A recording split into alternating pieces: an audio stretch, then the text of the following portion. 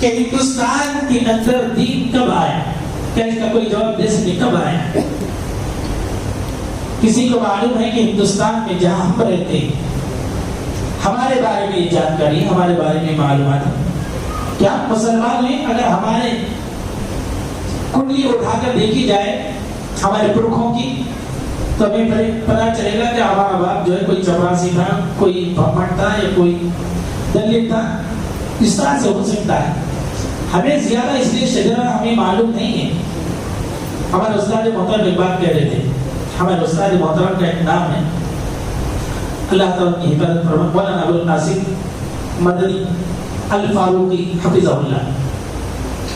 وہ تاریخ میں پڑھایا کرتے تھے، صحابہ کرام کی تاریخ، اور بڑے بہترین مدرس تھے، بڑے اچھے ٹیچر تھے. مختصر بات میں بات کو سمجھا دیتے تھے مختصر وقت میں.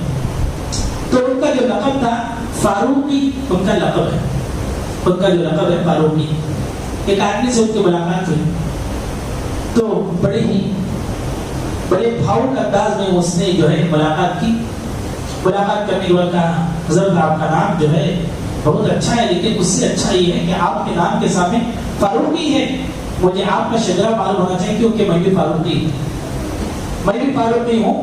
مجھے اس فاروقی کا شجرہ چاہیے. شجرہ کسے کہتے معلوم؟ شجرہ کہتے ہیں جیسے آدمی اپنی باپ دادوں کے جو نام رہتے ہیں، جیسے میرا یہ نام ہے، میرے دادا کا نام یہ ہے، پھر ابا کا نام ہے، میرے دادا کا، میرے دادا کے ادھر کے دادا کا دادا، پر دادا، لکھڑ دادا، اس طرح سے ہوتی ان کے نام. یہ نام یاد رکھنا چاہیے. نبی صلی اللہ علیہ وسلم نے اس کا ذکر کیا، احفظوا انصابکم، تمہارا نسب نامہ تمہیں یاد ہونا چاہیے. اگر کسی سے پوچھا جائے نا تمہارا نسب نامہ کیا ہے، دادا پردادا کے باتوں سے نام ہی نہیں آتا، پردادا کے باتوں سے نام ہی معلوم نہیں ہے. تو اب وہ آدمی سے انہوں نے کہا کہ تم میرے گھر پر آؤ، میں تمہیں سمجھا تو پھر وقت میں مصروف ہوں. وہ آدمی تلاش کرتے ہوئے جو ہے آیا گھر پر. آنے کے بعد کہا حضرت آپ کا شجرہ. تو اس وقت انہوں نے کہا کہ مجھے خود میرا شجرہ معلوم نہیں. وجہ اس لیے ہے کہ اگر ہماری تاریخ اٹھا کر دیکھی جائے، ہم جو ہے عرب سے آئے ہوئے لوگ نہیں کہ جو شجرہ یاد رکھیں. ہم یہی کہ رہنے والے، ہم نے اسلام قبول کیا ہے. لہٰذا اگر ہماری تاریخ پیچھے اٹھا کر دیکھی جائے تو ہمارے جو باپ دادا ہوں گے، کوئی دلت ہوگا، کوئی یہ ہوگا، کوئی فلاں کیا ہوگا. لہٰذا یہ جو نام لگائیں کہ باپ کے نام ہیں، اس نام کی صحابہ کرام سے کوئی تعلقات اور نسبت نہیں ہے. یہ بات تھی اس کے تعلق سے. لیکن سوال ہمارا پھر بھی یہی ہے کہ ہندوستان میں اسلام کب سے آیا؟ کوئی بتا سکتے ہیں ہندوستان کے اندر اسلام کب سے آیا؟ کب آیا؟ کیرلا سے نہیں آیا، کہ کب آیا، کب سے آیا، تاریخ کیا ہے اس کی؟ میرے بھائیوں، جناب محمد رسول اللہ صلی اللہ علیہ وسلم نے اپنی زندگی کا آخری خطبہ دیا سن 10 ہجری کے اندر، حجۃ الوداع کے موقع پر. حجۃ الوداع کے موقع پر نبی علیہ الصلوۃ والسلام کو عظیم خطبہ، جس میں آپ صلی اللہ علیہ وسلم نے فرمایا فَلْيُبَلِّغِ الشَّاهِدُ مِنكُمُ الْغَائِبَ، کہ تمہارے لیے چاہیے کہ اس دین کو ان لوگوں تک پہنچائیں جو اس دین کے بارے میں نہیں جانتے.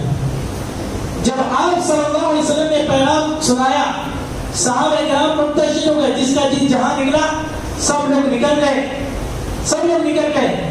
سواریوں میں بھی کچھ صحابہ کرام کے بارے میں آتا ہے وہ اپنے گھر بھی نہیں گئے، جن کے بیوی بچے کچھ بھی نہیں تھے، انہوں نے وہیں سے اس دین کی ترویج کے لیے کوئی ادھر نکلا، کوئی ادھر نکل گیا. سن 15 ہجری کے بارے میں آتا ہے. سن 15 ہجری کے اندر 11 ہجری میں نبی کریم صلی اللہ علیہ وسلم اس دنیا سے چلے گئے.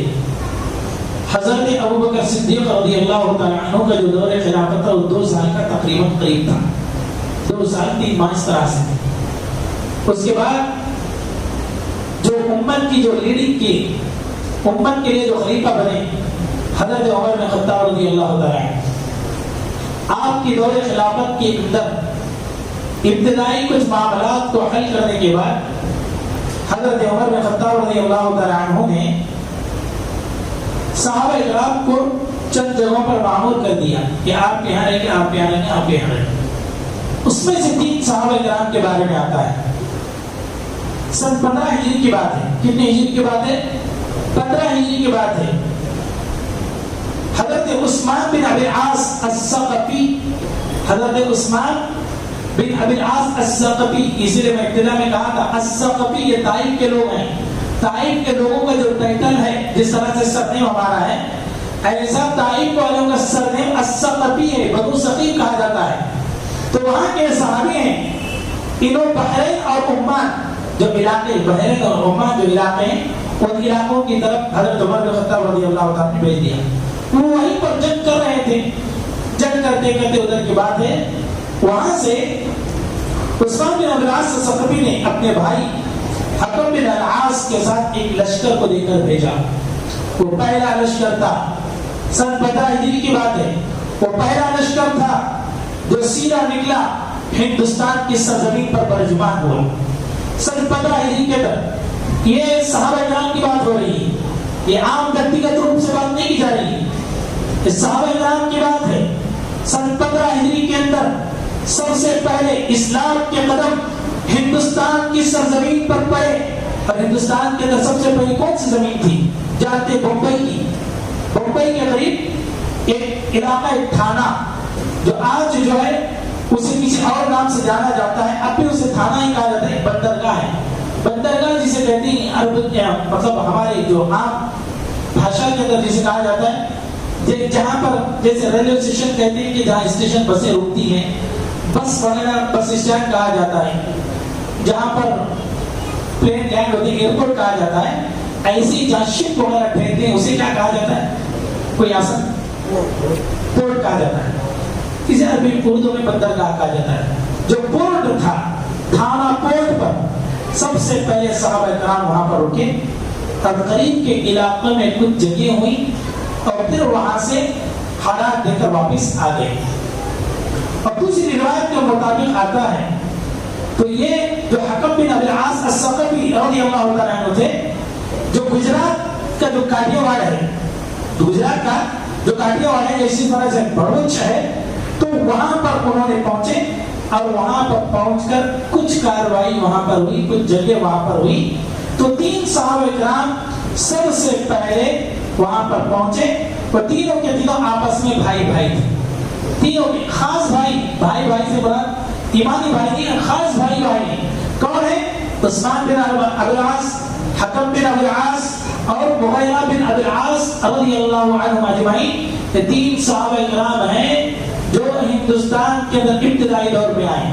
حضرت عمر بن خطاب رضی اللہ تعالیٰ عنہ کے دور میں جو صحابہ کرام ہندوستان کے لیے آئے وہ 12 صحابہ کرام. حضرت عمر بن خطاب رضی اللہ تعالیٰ عنہ کے دور خلافت میں جو صحابہ کرام ہندوستان کی سرزمین پر آئے، ان کی جو سنکھیا، ان کی جو تعداد ہے وہ 12 کی ہے. باقاعدہ حدیث کے ان کے نام بھی میں اس لیے کہ وہ ہر ایک کی اگر داستان بیان کی جائے اتنی لمبی ہے، اتنی لمبی ہے. سب سے پہلے جو صحابی ہیں عثمان بن ابی العاص الثقفی ہیں، اب حکم بن ابی العاص الثقفی ہیں، مغیرہ بن ابی العاص الثقفی ہیں. میرے بھائی اگر ان کی ایک بات اگر بات کی جائے، اسی طرح سے ربیع بن زیاد الحارثی ہیں، حکم بن محمد بن عمر مرجعی صحابی غفاری، حضرت ابو ذر غفاری رضی اللہ عنہ کے خاندان کے. اسی طرح سے عبداللہ بن عبداللہ ابان انصاری، سہل بن علی بن مالک خزرجی انصاری، شہاب بن مخارف شہاب التیمی، حضرت سحار بن عباس عبدری، حضرت عاصم بن عمر التیمی، عبداللہ بن عمیر اشجعی، نصیر بن وسیم بن طور عجری. یہ صحابہ کرام، یہ 12 صحابہ کرام ہیں جو ہندوستان کے اندر آئے. اور اسی طرح سے انہی صحابہ میں سے ایک صحابی ہیں حضرت سحار بن عباس عبدری رضی اللہ تعالیٰ عنہ، بڑے جلیل القدر صحابی، بہت بڑے خطیب تھے، بڑے عالم و فاضل، عابد و زاہد، پیکر اخلاق اور نیکیوں کے اندر آگے بڑھ جانے والے جناب محمد رسول اللہ صلی اللہ علیہ وسلم سے چند احادیث بھی انہوں نے یاد کی. میرے بھائیوں، اس سے 2 باتیں معلوم ہوتی ہیں. صحابہ کرام خود اپنے آئے نہیں، بلکہ اپنے ساتھ جناب محمد رسول اللہ صلی اللہ علیہ وسلم کی احادیث بھی ساتھ میں لے کر آئے. کیونکہ صحابہ کرام کا جو عمل ہے وہ نبی کا عمل ہے، اور جو نبی کا عمل ہے وہی دراصل حدیث ہے. نبی کا جو عمل ہے دراصل وہی حدیث ہے. اور سن 15 ہجری کے اندر اسلام کے قدم جو رنجا ہوئے ہندوستان کی سرزمین پہ، وہیں سے جناب محمد رسول اللہ صلی اللہ علیہ وسلم کی احادیث کا بول بالا ہونے لگا. کئی سارے لوگوں نے اسلام کے لیے آگے بڑھنے لگے. اسلام کی باتیں نبی کریم صلی اللہ علیہ وسلم کی تعلیمات اور نبی کریم صلی اللہ علیہ وسلم کی احادیث انہیں بیان کی گئی. اور انہی میں سے یہ صحابی ہیں جن سے کئی ساری احادیث مروی ہیں، روایات میں معلوم ہے. یہ جو صحابی آئے ان کے آنے کی جگہ الگ ہے. یہ جو 3 صحابہ کرام بیان کیے گئے وہ جو ہے گجرات ہے، اسی طرح سے بامبے ہے، ان کے ابتدائی علاقوں تک آئے اور پھر وہاں سے واپس چلے گئے، اس لیے کہ ان کے پاس اتنی پہنچ نہیں تھی کہ آگے جا سکیں. وہ وہاں پر آئے پھر وہاں سے آگے چلے گئے. اور اس کے بعد یہ صحابی ہیں سحار بن عباس عبدری، جن کے بارے میں بیان کیا جاتا ہے کہ یہ مکران یہ پاکستان کے علاقے میں، اب یہ پاکستان ہو گیا، بنگلہ دیش میں، افغانستان میں ڈیبیٹ بعد میں ہوا ہے، جبکہ ان کو تمام کا تمام بر صغیر کہا جاتا ہے. بر صغیر کے اندر کئی سارے علاقے آتے ہیں، سری لنکا بھی آتا ہے، بنگلہ دیش بھی آتا ہے، پاکستان بھی آتا ہے، افغانستان بھی آتا ہے، ہندوستان بھی آتا ہے. تقریباً اس کے علاوہ سرادیپ کے علاقہ آتا ہے. سرادیپ جانتے ہیں، سرادیپ کو نام بدلا ہے ایسے ہی ہے، سرادیپ کا علاقہ آتا ہے.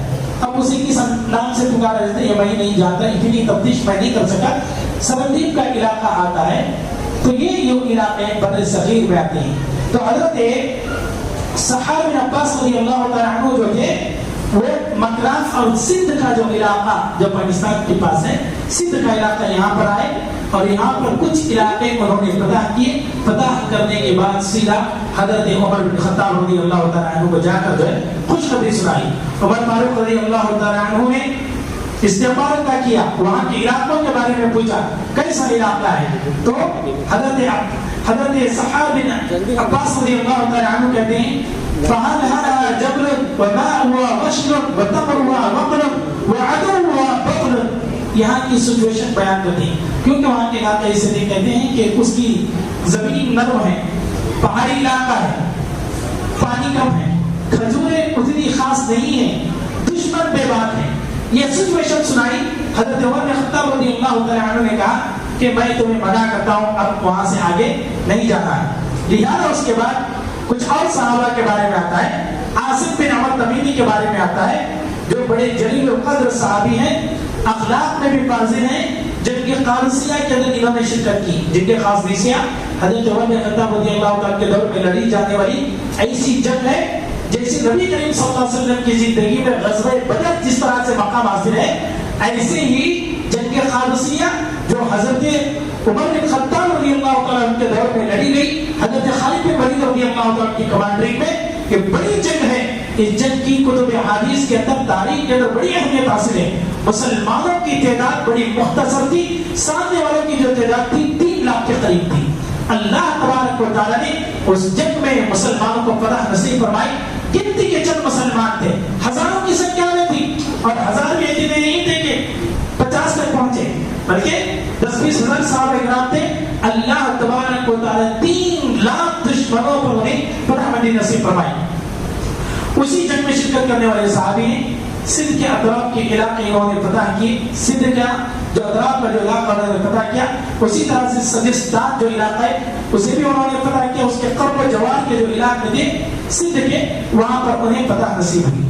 اور ان کے ساتھ ایک صحابی تھے حضرت عبداللہ بن عمیر اشجعی رضی اللہ تعالیٰ عنہ. تو یہ 12 صحابہ کرام تھے جو حضرت عمر بن خطاب رضی اللہ تعالیٰ کے دور خلافت میں ہندوستان کو آئے. 12 کے 12 تفصیل ہے، لیکن تفصیل لمبی ہو جائے گی. اس کے بعد جو خلافت آئی حضرت عثمان بن عفان رضی اللہ تعالیٰ عنہ. حضرت عثمان بن عفان رضی اللہ تعالیٰ عنہ کے دور خلافت میں جو صحابہ کرام ہندوستان کو آئے تقریباً ان کی تعداد 5 کی. 5 صحابہ کرام ہندوستان کو آئے، اور انہی صحابہ کرام میں سے یہ ہیں کیونکہ حضرت عثمان بن عفان رضی اللہ تعالیٰ کے دور خلافت میں دین بہت آگے تک پہنچ چکا تھا. کہاں تک پہنچا تھا دین؟ حضرت عثمان بن عفان رضی اللہ عنہ کے دور میں افریقہ تک پہنچ گیا تھا. افریقہ پورا اسلامی حکومت میں آ چکی تھی. خراسان جیسے ایران، عراق کے جتنے بھی علاقے کہ پورے اسلامی حدود کے اندر داخل ہو گئے. وبعض سندھ کا بعض علاقہ ابتدعت فی زمن عثمان رضی اللہ تعالیٰ، یہ پورے کے پورے جو ہے حضرت عثمان رضی اللہ تعالیٰ کے دور خلافت کے اندر فتح کیے گئے. تو ان کی خلافت کے اندر آنے والے جو صحابہ اکرام ہیں، حکیم بن جبلہ عبدی رضی اللہ تعالیٰ یہ سیاح قسم کے آدمی تھے. جس طرح سے اس آدمی کا جو نام مجھے نہیں آ رہا، جو بعد میں گوا کو جو معلوم کیا کہ گوا بھی ایک علاقہ ہے، کیا نام ہے اس آدمی کا؟ واسکو ڈی گاما جو نام ہے. ایسے ہی پورا سرچ کرنے کے اندر ایک صحابی تھے حضرت حکیم بن جبلہ عبدی رضی اللہ تعالیٰ. ان کا کام ہی یہ تھا کہ گھوم پھر کر لوگوں میں دعوت بھی کا بھی کام کرتے تھے اور زمین کا مرتبہ بھی وہی اندازہ لگاتے. بالکل یہ ٹورسٹ آدمی دیکھتا ہے. یہ کون سے صحابی تھے؟ یہ ٹورسٹ قسم کے آدمی تھے. حضرت عثمان بن عفان رضی اللہ تعالیٰ عنہ نے حضرت عبداللہ بن عامر رضی اللہ تعالیٰ کو خط لکھا اور خط لکھنے کے بعد کہا مجھے ایک ایسے آدمی کی ضرورت ہے جو گھوم پھر کر چیزوں کو اچھے طریقے سے یاد رکھتا ہو. مجھے ایسے آدمی کی ضرورت ہے جو گھوم پھر کر چیزوں کو اچھی طریقے سے یاد رکھتا ہو اور مقامات کو اچھے طریقے سے یاد رکھتا ہو. میں چاہتا ہوں کہ ایسے آدمی کو ہندوستان کو بھیجو تاکہ وہاں کے حالات کو میں معلوم کر سکوں. لہذا حضرت عبداللہ بن عامر رضی اللہ تعالیٰ عنہ نے حکیم بن جبلہ عبدی رضی اللہ تعالیٰ عنہ کو بارے میں کہا کہ بہت زبردست صحابی، ٹورسٹ قسم کے صحابی، انہیں بھیج دیا جائے. لہذا ان کو وہاں پر بھیج دیا گیا.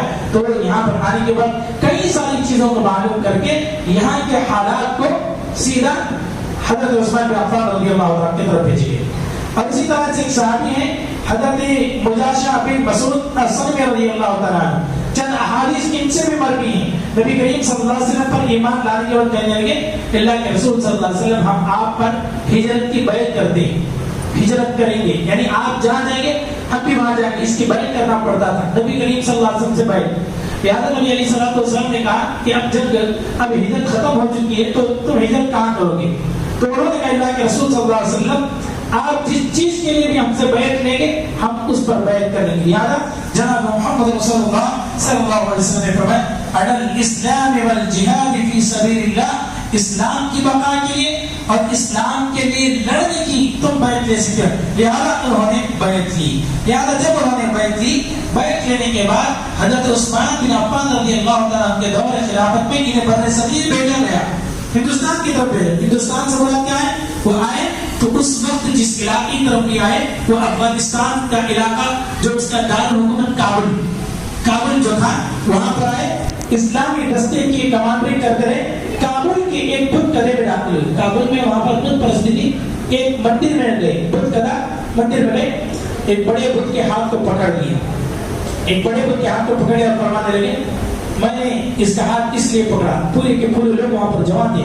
جیسے بدھ کے اوپر ہاتھ ڈالے تمام لوگ مارے غضبناکوں کی طرف دیکھنے لگ گئے.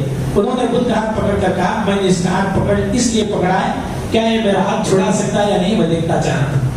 تمام لوگ خاموش رہ گئے. اس کے بعد انہوں نے کہا انہ لا یضر ولا ینفع، یہ ایسا ہے نہ یہ کسی کو فائدہ پہنچاتا ہے نہ کسی کو نقصان پہنچاتا ہے. لہٰذا وہاں پر انہوں نے دعوت و تبلیغ کا بھی کام کیا اور افغانستان کے کچھ علاقوں کے اندر جہاد بھی کیا، ان علاقوں کو فتح کیا.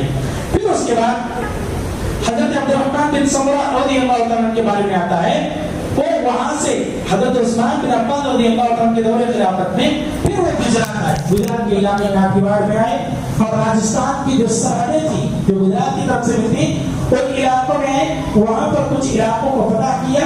پھر وہاں سے پھر جو ہے مدینہ منورہ کی طرف رفت سفر باندھی.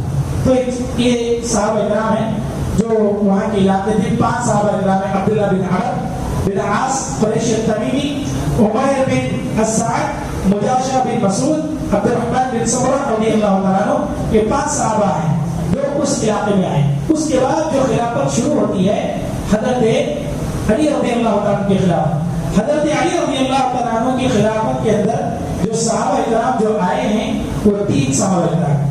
کتنے صحابہ کرام ہیں؟ وہ 3 صحابہ کرام ہیں حضرت علی رضی اللہ تعالیٰ کی خلافت میں. خلافت میں جو آنے والے صحابہ کرام ہیں 3 مسلمان جو پہنچ چکے تھے اس وقت قلات جو پاکستان کا علاقہ ہے ان علاقوں میں پہنچے. بہت ساری فتوحات ان علاقوں میں کی. قلات کے اندر بہت ساری لڑائیاں لڑی. ان میں سے جو صحابی جو آئے تھے جن کی کمانڈنگ میں لڑی گئی حضرت حارث بن مرہ رضی اللہ تعالیٰ عنہ ہے. قلات کے 20,000 فوج لے کر وہاں پر آئے. 20,000 لوگوں کو لے کر آئے. وہاں پر مقابلہ ہوا. سامنے والے لوگ جو ہے ہار گئے, مسلمانوں کی طاقت نہ رہ سکے. پھر جو ہے کہا جاتا ہے کہ سامنے وہ پوری کے پورے لوگ جمع ہو گئے مسلمانوں کے خلاف جمع ہو کر ایک الگ طرح کی پلاننگ کے لیے تیار ہو گئے. ان کی پلاننگ بڑی خطرناک تھی. جب ان پلاننگ کا علم انہیں ہوا, تمام کے تمام مسلمان ایک ہی وقت میں اللہ اکبر کا جو نعرہ لگا کر ان پر حملہ کیا. اس کے بارے میں علاقہ سمید کے اندر یہ الفاظ وارد ہیں وَقَطَعُوا الطَّرِيقَ عَلَى الْمُسْلِمِينَ فَلَمَّا رَأَى الْمُسْلِمُونَ كَبَّرُوا اللَّهَ حَتَّى يَسْمَعُوا صَدَاءَهُمْ جُنُوبًا وَشِمَالًا وَخَافَ عَنْهُ أَهْلُ الْقِتَالِ وَهَرَبُوا وَأَسْلَمَ بَعْضُهُم. کہتے ہیں کہ جب ان پر جنگ لڑی گئی تو وہ خوف زدہ ہو گئے اور اس وقت ان میں سے کچھ لوگ اسلام کو قبول کر لیا. اسی طرح سے ان کے تعلق سے بیان کیا جاتا ہے کہ اور صحابی ہیں حضرت خبیب بن راشد رضی اللہ تعالیٰ عنہ, یہ بھی جو ہے اس وقت وہاں پر موجود تھے. وہ بھی آئے, انہوں نے بھی کچھ علاقوں کے تک انہوں نے فتح مدینہ حاصل کی. اس کے بعد تیسرے صحابی ہیں کلیب ابو وائل رضی اللہ تعالیٰ بڑے صغیر جو آئے. ان کے بارے میں ایک بات کہی جاتی ہے جب یہ ہندوستان آئے تو وہاں پر ہندوستان میں انہوں نے ایک درخت کو دیکھا جس کے پھول کیا تھے, سرخ رنگ کے تھے, سرخ رنگ کے پھول تھے. اور ان پھولوں کے اندر سفید چیز سے ایسا لگتا ہے کہ کوئی چیز سفید پین سے لکھا گیا ہو. وہ الفاظ کیا تھے, محمد رسول اللہ صلی اللہ علیہ وسلم کے الفاظ تھے. پھول کے اندر کیا تھے, محمد رسول اللہ صلی اللہ علیہ وسلم کے الفاظ تھے. تو یہ 3 صحابہ ہیں جو حضرت علی رضی اللہ تعالیٰ عنہ کے دور خلافت میں آئے. اسی طرح سے اس کے بعد جو خلافت ہے حضرت معاویہ رضی اللہ تعالیٰ عنہ کی, حضرت معاویہ رضی اللہ تعالیٰ کی خلافت میں 4 صحابہ کرام ہندوستان کو آئے. حضرت امیر معاویہ رضی اللہ تعالیٰ کی خلافت میں 4 صحابہ کرام رضوان اللہ تعالیٰ علیہم اجمعین کیا ہے ہندوستان تشریف لائے. اور ان میں سے مہلب بن ابو صفا ازدی جناب محمد رسول اللہ صلی اللہ علیہ وسلم کی اس دنیا سے جاتے وقت ان کی عمر بہت چھوٹی تھی, لہذا ان کے والد کے جو اولاد تھے وہ 10 تھی. 10 بچوں کو بھی لے کر حضرت عمر بن خطاب رضی اللہ تعالیٰ عنہ کے پاس آئے. تو حضرت عمر رضی اللہ تعالیٰ عنہ کے ساتھ اپنے چھوٹے بچے کا ذکر کیا. انہی کا نام ہے مہلب بن ابو صفا. ان سے کہا کہ اس بچے کا نام مہلب ہے. حضرت عمر بن خطاب رضی اللہ تعالیٰ عنہ نے ان کی طرف دیکھ کر کہا کہ ھذا سید ولد, یہ تمہارے بچوں کے اندر سردار ہو, تمہارے بچوں کے اندر یہ سردار ہوگا. لہذا مہلب کے بارے میں آتا ہے اللہ تبارک و تعالیٰ نے انہیں بہت علم دیا, بہت علم سے انہیں نوازا. اور ان کے انتظامیہ میں بڑی دلچسپی تھی, انتظامیہ میں بڑی دلچسپی تھی, حکومت کے معاملات میں بہت دلچسپی تھی. حضرت ابی معاویہ رضی اللہ عنہ کے دور میں خلافت میں انہیں بھیجا گیا. ہندوستان کے اندر کئی سارے علاقوں کے اندر انہیں فتح مندی نصیب ہوئی. جیسا بیان کیا جاتا ہے جیسے خندابی جو پاکستان کے علاقوں میں آتا ہے, اور اسی طرح سے ملتان کا رخ کیا, ملتان کی کچھ علاقوں کو انہوں نے فتح کیا. اور اسی طرح سے دوسرے صحابی ہیں عبداللہ بن سوار عبدی رضی اللہ تعالیٰ عنہ, نبی علیہ الصلوۃ والسلام سے ملاقات کرنے کے بعد اسلام لے آئے اور تقریباً 33 ہجری میں 4000 فوج لے کر ہندوستان کی طرف نکلے. جو رنگ کا جو علاقہ تھا, رنگ مطلب گجراتی کے علاقے میں رنگ بول کر علاقہ تھا, کلات کے میدانوں اور پہاڑوں میں تک گھوم پھر کر انہوں نے جہاد کیا. وہاں کے علاقوں میں کافی انہوں نے محنت کی, دین اسلام کو انہوں نے فروغ عطا کی. اور اسی طرح جو تیسرے صحابی ہیں حضرت سنان بن سلمہ حضری رضی اللہ تعالیٰ عنہ, یہ بھی جو ہے ہندوستان کو آئے. ہندوستان میں آنے کے بعد فتح کے بہت سارے انہوں نے کام کیے. اللہ تبارک و تعالیٰ نے ان کے ہاتھوں پر کئی سارے لوگوں نے اسلام کو انہوں نے قبول کیا. اور اسی طرح سے یہ 4 صحابہ کرام تھے. یزید کی خلافت کے اندر ایک صحابی ہیں منذر بن جارود عبدی رضی اللہ تعالیٰ عنہ آئے, تو انہوں نے بھی یہاں پر جو ہے کام کیا, اسلام کے لیے بڑے خدمات انہوں نے انجام دی. میرے بھائیو, یہ پورے صحابہ کرام ہیں جن کی تعداد 17 تک, ان کی جو صحابہ کرام کی جو تعداد ہے یہ اتنے صحابہ کرام 12 صحابہ کرام تھے. حضرت عمر رضی اللہ عنہ کے دور خلافت میں، 5 صحابہ کرام حضرت عثمان رضی اللہ عنہ کے دور خلافت میں، 3 صحابہ کرام حضرت علی رضی اللہ عنہ کے دور خلافت میں، 4 صحابہ کرام حضرت معاویہ کی خلافت میں، ایک صحابی یزید کی خلافت میں، تو ٹوٹل 25 صحابہ کرام جو ہے ہندوستان کی سرزمین میں قدم رکھا. اللہ تبارک و تعالیٰ نے اس سرزمین کو توفیق عطا فرمائی کہ 25 صحابہ کرام جو ہے اس سرزمین کے اندر دعوت و تبلیغ کا کام کیا، دین اسلام کو پروان چڑھائے. اور یہ تو 25 تھے جتنا معلوم. اب یہ بتاؤ کیا 25 سے بولا کیا 25 ہی آئے؟ کیا ان کے ساتھ لڑنے کے دیگر لوگ نہیں آئے؟ لیکن ان کے نام معلوم نہ ہو سکے. کہیں صحابہ کرام آئے، ان کے ساتھ ایک آدھا کچھ اور صحابہ کرام بھی آئے گئے، واللہ اعلم بالصواب. لیکن یہ نام کتب تاریخ کے اندر، کتب احادیث کے اندر جن کے نام موجود ہیں یہ تھے. اب اس کے بعد صحابہ کرام کے بعد کا جو دور ہے وہ کن کا دور ہے؟ صحابہ کرام کے بعد کا جو دور ہے وہ دور ہے تابعین کا دور. جنہوں نے صحابہ کرام کو دیکھا انہیں تابعین کہتے ہیں. تقریباً 42 تابعین ہندوستان کی سرزمین پر تشریف لائے. کتنے؟ 42. بہت سارے اب ان کے نام لینے تو کافی ہو جائیں گے، لیکن ان میں سے ایک تابعی کا جو نام ہے وہ واقعی قابل ذکر ہے. اور ہم نہیں، راجپوت کے علاقے میں بھی ان صحابہ کو اس صحابی کو جانتے ہیں. راجپوت کا جو علاقہ ہے، راجپوت سے تعلق رکھنے والے انہیں بھی جانتے ہیں. وہ کون ہے؟ محمد بن قاسم رحمہ اللہ. محمد بن قاسم رحمہ اللہ کے بارے میں آتا ہے کہ انہوں نے ہندوستان کے اندر جو قدم رکھا 92 ہجری کے اندر، ہندوستان کا ماحول پورے طریقے سے پراگندہ ہو چکا ہے. جہاں جہاں مسلمانوں نے حکومت کی، جہاں جہاں مسلمانوں نے فتح کیے، پھر وہاں پر بغاوتیں شروع ہو گئی. خود مسلمانوں نے کچھ بغاوتیں کی اور ان کا جو سپورٹ کرنے والے تھے ہندوستان کے راجے مہاراجے جو تھے ان کا سپورٹ کر رہے تھے. اور یہ جو دور خلافت تھی ولید بن عبد الملک کی، اور اس کے وقت جو جنگوں کا جو ماحول جو لیڈ کرنے میں تھے وہ حجاج بن یوسف تھے. حجاج بن یوسف کے بارے میں آتا ہے کہ ان کے ظلم و ستم سے کوئی بچ نہیں سکا. ان کے ظلم و ستم سے کوئی بچ نہیں سکا. صحابہ کرام کو بھی تکلیف دی، صحابہ کرام کو کئی سارے صحابہ کرام کو شہید بھی کر دیے. لیکن کچھ ایسی بھی خدمات ان کے ذریعے سے ہوئی ہم اور آپ اس کا اندازہ نہیں لگا سکتے. میرے بھائیو، حجاج بن یوسف کے بارے میں آتا ہے ان کی دور خلافت میں اسلام کی جو حکومت کہاں تک پہنچی؟ افریقہ میں تو پہنچا. افریقہ کے ساتھ اسپین میں، اسپین کے ساتھ ساتھ چین کا جو علاقہ تھا، چین کی دیواروں تک اسلام پہنچ چکا تھا. چین کی جو سرحدیں تھی، جو ہم جو اب یہ کہتے ہیں جو دیوار چین وہاں جو کہا جاتا ہے، وہاں تک دین اسلام جو ہے دستک دے چکا تھا حجاج بن یوسف کے دور خلافت میں. انہوں نے دین اسلام کو یہاں تک پہنچا دیا تھا، لیکن آگے کی جو چیزیں تھیں وہ مسلمانوں کے ہاتھ سے چھوٹتی جا رہی تھی.